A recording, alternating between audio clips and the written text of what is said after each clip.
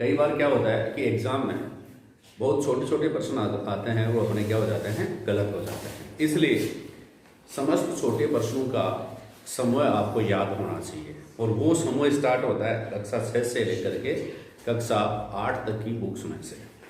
तो इसी प्रयास में हम आज शुरू करेंगे कक्षा 6 की बुक्स में से कुछ छोटे छोटे प्रश्न जो हो सकता है आपको आते भी हों और हो सकता है आप उनके बारे में जानते भी नहीं हो।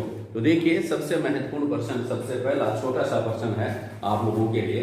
सबसे पहला प्रश्न क्या था कि पूर्ण चंद्रमा वाली रात क्या कहलाती है? पूर्ण चंद्रमा वाली रात क्या कहलाती है? पूर्णिमा कहलाती है। क्या कहलाती है? पूर्णिमा। सब लोग जानते हैं पूर्ण चंद्रमा वाली रात क्या कहलाती है? पूर्णिमा कहलाती है। दूसरा प्रश्न, चंद्र ग्रहण कब होता है? चंद्र ग्रहण कब होता है भाई? और सूर्य ग्रहण कब होता है? चंद्र ग्रहण पूर्णिमा को और सूर्य ग्रहण कब होता है? अमावस्या के दिन होता है। फिर नेक्स्ट प्रश्न, खगोलीय पिंड क्या होता है? खगोलीय पिंड क्या होता है? तो आसमान में दिखाई देने वाली समस्त वस्तुएं क्या कहलाती हैं? खगोलीय पिंड कहलाती है। जब अपन देखते हैं ना आसमान में, तो जो वस्तुएं अपने को दिखाई देती है उनको अपन क्या कहते हैं? खगोलीय पिंड कहते हैं। क्या कहते हैं? खगोलीय पिंड।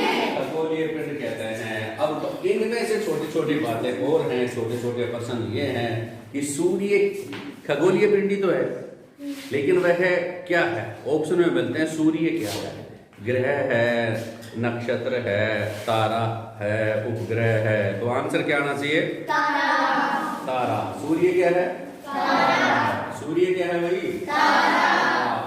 और आप लोगों से कोई पूछ ही ले तारे किसे कहते हैं? भाई तारा तो है सूर्य, तो तारा किसे कहते हैं?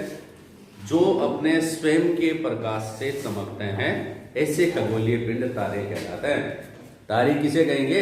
ऐसे खगोलीय पिंड जो अपने स्वयं के प्रकाश से चमकते हैं, जिनका खुद का प्रकाश होता है।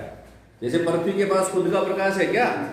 नहीं है। पृथ्वी पर कहाँ है प्रकाश? पृथ्वी पर तो सूर्य से आता है। पृथ्वी पर कहाँ से आता है प्रकाश? है। तो पृथ्वी तारा है कि नहीं है? नहीं। तारा कौन सा कहलाएगा? जो खुद के प्रकाश से चमकता है, जिसका खुद का प्रकाश होता है, जो स्वयं दीप्तिमान होता है, वह तारा कहलाता है। वह क्या कहलाता है? तारा कहलाता है। अब और छोटे प्रश्न पूछ रहे हैं। तारा तो मालूम पड़ गया कि सूर्य क्या है? एक तारा है। दूसरा प्रश्न क्या है? तारों की परिक्रमा करने वाले खगोलीय पिंड क्या कहलाते हैं? तारों की परिक्रमा करने वाले खगोलीय पिंड क्या कहलाते हैं? ग्रह कहलाते हैं। क्या कहलाते हैं? ग्रह। ग्रह किसे कहेंगे? तारों की परिक्रमा करने वाले खगोलीय पिंड क्या कहलाते हैं? ग्रह कहलाते हैं। और ग्रहों की परिक्रमा करने वाले खगोलीय पिंड क्या कहलाते हैं? ग्रहों की परिक्रमा करने वाले खगोलीय पिंड क्या कहलाएंगे भाई? उपग्रह कहलाते हैं। वर्तमान में ग्रहों की संख्या कितनी है? ये भी बढ़िया प्रश्न है। ग्रहों की संख्या कितनी है? 8। कितने ग्रह हैं? 8 ग्रह हैं। और पृथ्वी क्या है?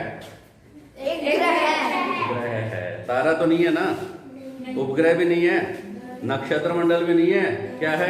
ग्रह है। ग्रह कौन कौन से हैं? बुध, शुक्र, पृथ्वी, मंगल, बृहस्पति, शनि, अरुण, वरुण। बस 8 ही।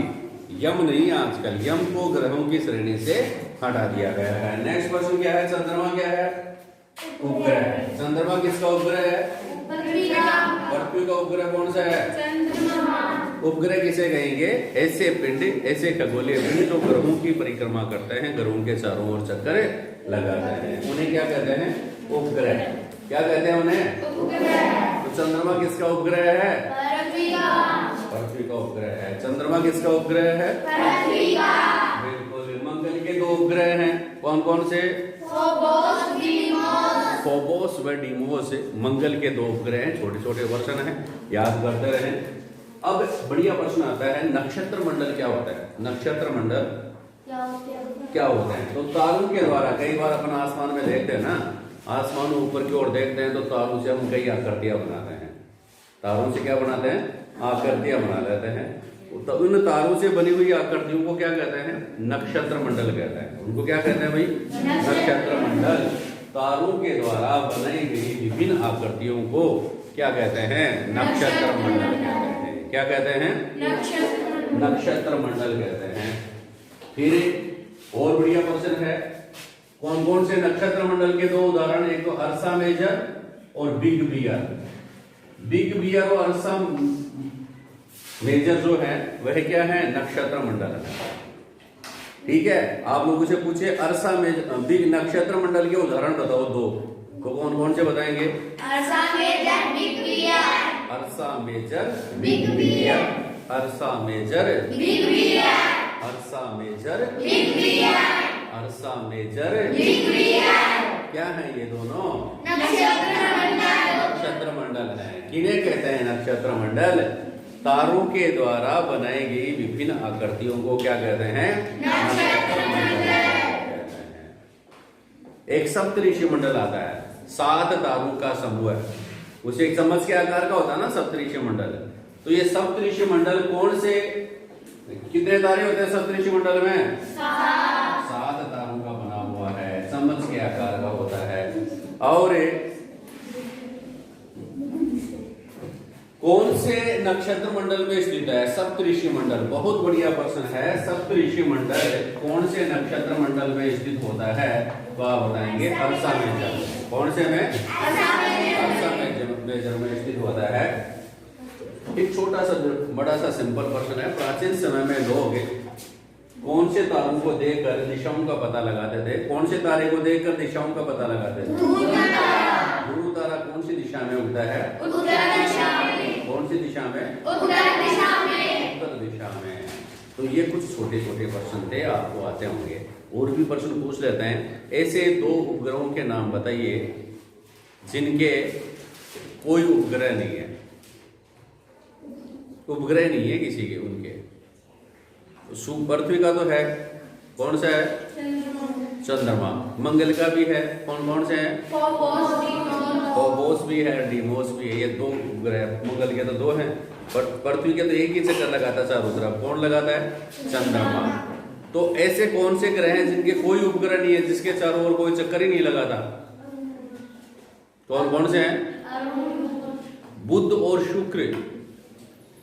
अरे कौन कौन से लिखो। अगला क्वेश्चन क्या लिखेंगे कि ऐसे 2 ग्रह है, ऐसे कौन से ग्रह हैं जिनके कोई उपग्रह नहीं है?